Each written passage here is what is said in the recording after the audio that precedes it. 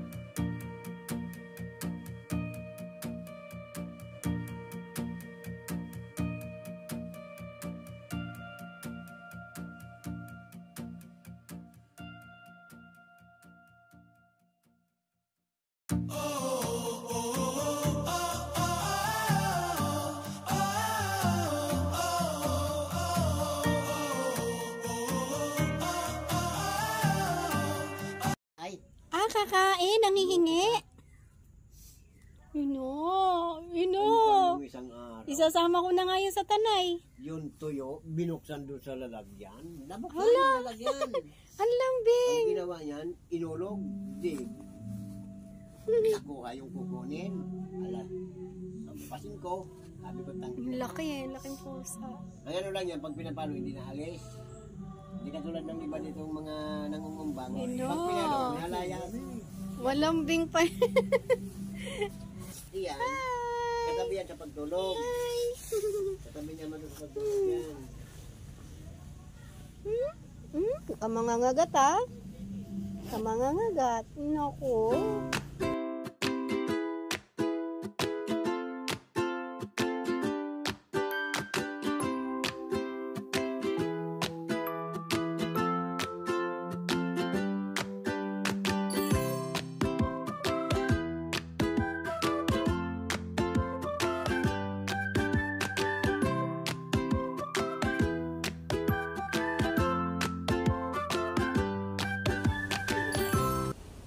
Bali ito eh.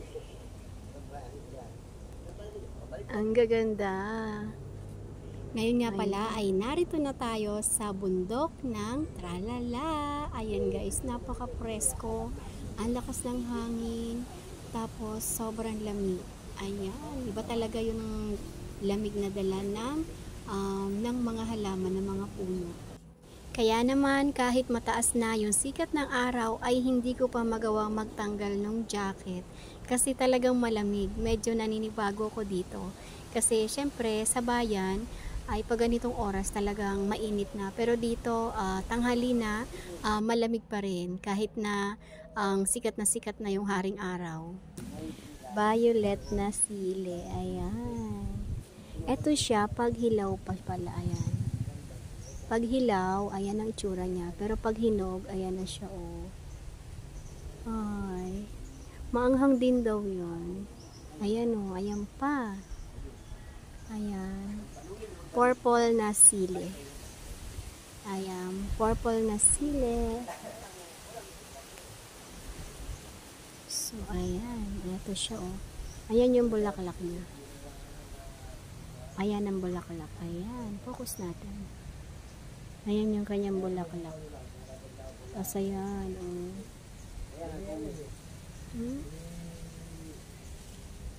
Ayan, maanghang din daw yan guys.